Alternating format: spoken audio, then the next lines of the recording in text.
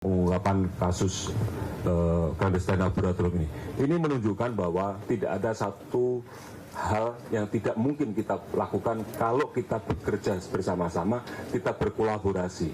Tidak ada ego sektoral di sini. Kita bersama-sama, kita ajak teman-teman dari BNNP, kita ajak teman-teman dari Bea Cukai. Yang penting adalah bagaimana kita bisa memberantas narkoba. Yang penting masyarakat kita bisa terbebas dari narkoba.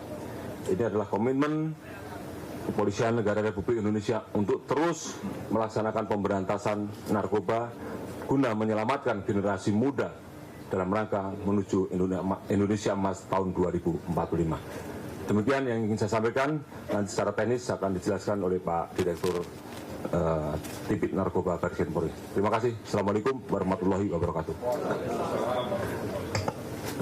Diaturkan terima kasih kepada Bapak Kabar Eskrim yang telah melakukan siaran pers terkait pengungkapan clandestine laboratorium. Kemudian menginjak acara berikutnya yaitu tanggapan dari pejabat pendamping. Yang pertama kami mohonkan tanggapan dari Bapak Kapolda Jatim Iselpon Dr. Andes Imam Sugianto MSI. Waktu dan tempat diaturkan. Terima kasih rekan-rekan media. Assalamualaikum warahmatullahi wabarakatuh. Yang terhormat Bapak Kabar Eskrim, tentunya bersama pejabat pendamping dari stakeholder terkait. Mohon maaf tidak saya sebutkan satu persatu tanpa mengurangi rasa hormat. Jajaran Direktur Tindak Pidana Narkoba, tentunya yang mendampingi Bapak Kabar Eskrim. Satu kata, tadi sudah dijelaskan panjang lebar oleh Bapak Kabar Eskrim. Sebentar lagi mungkin secara teknis akan dijelaskan oleh Bapak Direktur Tindak Pidana Narkoba. Saya berpesan khususnya untuk warga Kota Malang dan umumnya untuk warga Jawa Timur, ayo kita jogo Jawa Timur.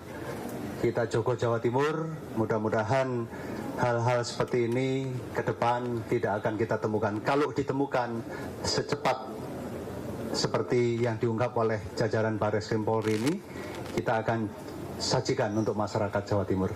Itu aja, sekali lagi saya berpesan untuk masyarakat Jawa Timur, ayo kita jaga Jawa Timur dari bahaya narkoba. Terima kasih. Wassalamualaikum warahmatullahi wabarakatuh. Diaturkan terima kasih kepada Bapak Kapolda Jawa Timur. Kemudian tanggapan berikutnya dari Dirjen Bea Cukai Kemenku RI yang diwakili oleh Direktur Interdiksi Bapak Dr. Andres R. Sarif Hidayat. Waktu dan tempat diaturkan, Pak.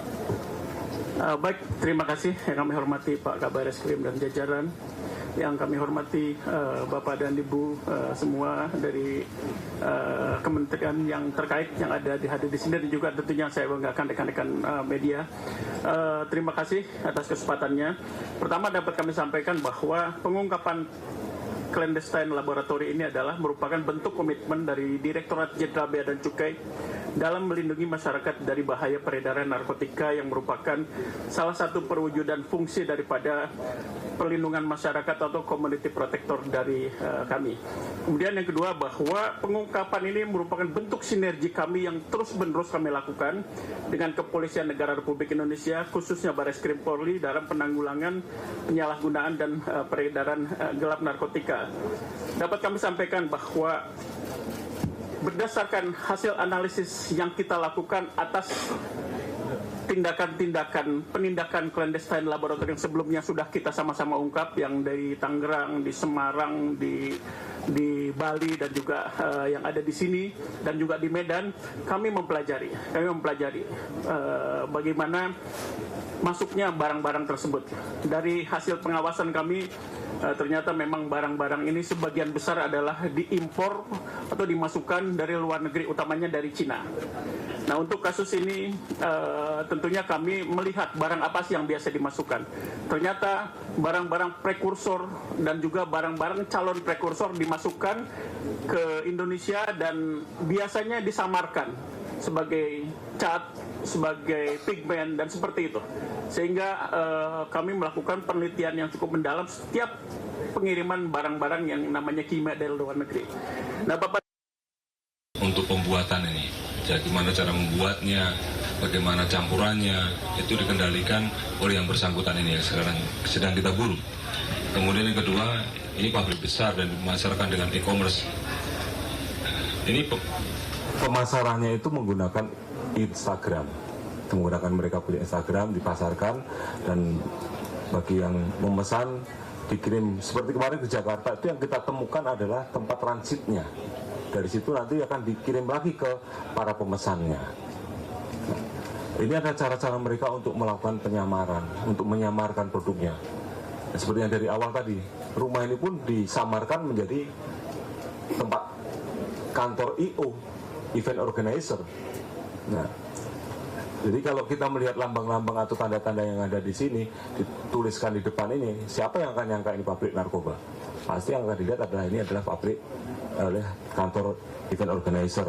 Nah, tadi juga disampaikan oleh Pak Direktur Interdiksi, nah disamarkannya itu begini, bukan dikirim dalam bentuk utuh sebagai prekursor, tapi dikirimnya pecah-pecah. Ada yang tapi ditulisnya bukan dalam bentuk misalnya aseton, bukan aseton secara murni, mungkin ditulis itu adalah cat, disamarkanlah pengirimannya ini. Nah, ini yang menjadi perhatian dari teman-teman dari pihak cukai. Nah, dan tentu kesamaan data, kemudian pentingnya kita untuk melakukan kolaborasi mulai dari analisa, evaluasi, tukar menukar data. Inilah akhirnya ketemu bahwa nyambung antara barang-barang yang masuk dengan apa yang kita ungkapkan. Kemudian kalau di sini pabriknya cukup besar, ya tadi saya sampaikan bahwa ada 3 jenis produk yang dihasilkan di sini, dan jumlahnya khususnya untuk Sinte ini luar biasa. Dan juga kalau jumlah ekstasi yang bisa dihasilkan dari seluruh bahan yang masih tersisa itu juga 2,1 juta butir. Ini jumlah yang sangat luar biasa. Nah, ini harus kita perangi bersama. Ini Mbak Ilda ya, terima kasih ya. Iya, ya. Baik, pertanyaan kedua silakan.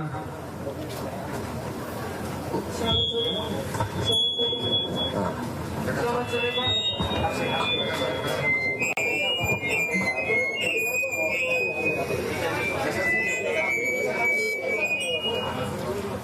Nah, jangan dekat.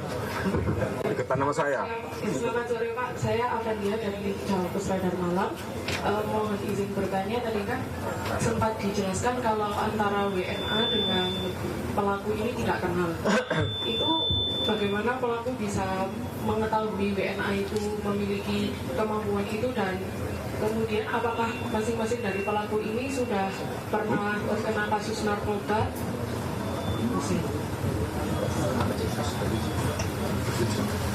Jadi begini, mereka itu kan ada yang merekrut, ya, antara yang di Malaysia tadi, yang di warga negara asing tadi, dengan mereka yang tidak kenal. Tetapi kan ada yang merekrut di tengah-tengahnya. Nah, ini juga sedang kita lakukan pencarian. Peran mereka itu, yang pengendalinya itu selain juga nanti akan kita dalami. Karena sampai sekarang kan baru kita tangkap kemarin sore, sehingga nanti kita lakukan pendalaman. Tetapi yang pasti antara mereka dengan yang ada di sini tidak kenal. Tapi ada orang-orang di tengah-tengah ini yang menjadi perantaranya, yang merekrut di sini, kemudian yang di sana. Jadi semacam mereka berusaha untuk memutus antara peracik, koki, dan juga dengan mereka yang mengedarkan di Jakarta pun itu orangnya juga mereka tidak saling kenal. Tapi pasti ada orang yang di tengah-tengah ini yang mengenal mereka semua. Nah, ini yang terus akan kita kembangkan. Ya, terima kasih Mbak ya. Terima kasih Jenderal. Menginjak untuk penanya ketiga silakan. Selamat sore, saya Dahlia dari Koran Kompas. Pak, ada beberapa pertanyaan. Yang pertama, tadi kan sisa produksi saja bisa menghasilkan 2,1 juta butir ya, sisanya. Sebenarnya kapasitas yang bisa diproduksi di sini seberapa besar? Sehingga disebut lab terbesar di Indonesia seperti itu. Satu itu. Yang kedua adalah tadi para pekerjanya atau tersangkanya atau pelakunya kan rata-rata usianya 20-an tahun ya, 20, 21, 24 seperti itu, anak-anak muda. Backgroundnya apa Pak sebenarnya seperti itu? Terus kemudian yang ketiga, cara mereka kan disebut selalu berubah dan inovatif setiap saat seperti itu Pak ya, mulai dari yang Jakarta, Medan, Bali, kemudian sekarang selalu memperbarui inovasinya. Kira-kira apa yang bisa kita lakukan, apa yang bisa Polri lakukan juga untuk mencegah atau untuk mendeteksi lebih dini agar pabrik-pabrik serupa tidak muncul di tempat lain seperti itu. Terima kasih. Terima kasih Mbak Dahlia. Ini untuk kita sebut pabrik terbesar ini adalah karena dia bisa memproduksi sinte tadi Pak. Terutama sintenya itu bisa kita memproduksi 1,2 ton. Ini adalah terbesar yang pernah kita ungkap di Indonesia. Kemudian untuk kapasitas produksi ekstasi maupun sanak sendiri, satu hari dia bisa memproduksi 4.000 butir. Satu hari. Bisa bayangkan kalau beroperasi sebulan 4.000 kali 30, 120.000. Nah, ini kan jumlah yang cukup besar juga. Belum lagi barang-barang tadi. Dan ini tidak menutup kemungkinan kalau tidak bisa kita ungkap dalam cepat, mungkin dia bisa menambah karena di dalam sana ruangannya masih cukup untuk menambah mesinnya. Nah, ini kan akan terus berkembang. Nah, ini yang alhamdulillah bisa kita ungkap dalam waktu yang cukup cepat. Kemudian terkait dengan usia 20-21 tahun ya, ada di antara para pelaku ini, kalau dikatakan ya mereka pengangguran, mereka mencari pekerjaan. Nah, kemudian ada di antara mereka ada beberapa orang yang juga mantan residivis narkoba juga. Kemudian yang ketiga, pertanyaan tadi adalah bagaimana inovasi Polri. Nah inilah Mbak, kita ini harus kejar-kejaran. Setiap ada kita ungkap seperti ini, mungkin di depan nanti akan ada inovasi apa lagi. Itu terus. Oleh karena itu kita melakukan collecting data. Dari data-data pabrik yang dulu seperti apa kita gunakan untuk melakukan analisa. Dari data-data yang kita collect ini, kita kumpulkan seluruh data-data yang ada, bekerja sama dengan teman-teman, kita lakukan evaluasi dan analisa-analisa ke depan nanti apa yang akan mungkin terjadi. Tetapi ini tidak cukup. Yang kedua adalah kita harus melaksanakan sinergi, kerjasama. Tidak mungkin pemberantasan narkoba ini diselesaikan oleh satu kementerian lembaga, satu entitas, tidak mungkin. Oleh karena itu kita bekerja sama. Mulai dari bea cukai yang memonitor barang-barang yang masuk, barang-barang yang diperkirakan akan digunakan untuk pembuatan narkoba, kemudian informasi diserahkan kepada kita juga berkolaborasi. Di sini juga kita berkolaborasi dengan wilayah setempat, dengan teman-teman dari BNNP. Kita juga dengan teman-teman BNN, kita juga selalu melakukan tukar-menukar informasi. Dan juga tentu yang paling penting di sini adalah peran serta seluruh masyarakat. Kalau kita melihat misalnya di sini tadi, mungkin selama ini kok tidak ada bau ya? Ini kok tiba-tiba ada bau yang mencurigakan. Ini bau apa nih? Sumbernya dari mana? Kalau misalnya baunya kan, mohon maaf ya kalau kita sebut kayak bau bangkai gitu kan. Nah kalau misalnya bangkai itu kan satu hari mungkin hilang, kering. Tapi kok terus-terusan ada. Nah tentunya masyarakat juga bisa memberikan informasi-informasi kepada kita. Termasuk kemarin yang di Bali. Di dalam sebuah villa yang kecil, tetapi listriknya 72.000 watt. Ini nggak masuk akal.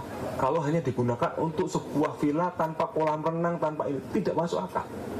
Harusnya seperti ini kan juga teman-teman mungkin ya kita menghimbau lah teman-teman dari PLN kalau ada masukan-masukan, ada rumah atau tempat yang penggunaan daya listriknya itu di luar kebiasaan, tolong juga bisa diinformasikan kepada pihak kepolisian setempat, para babin kaptimas supaya nanti dilakukan pendalaman-pendalaman.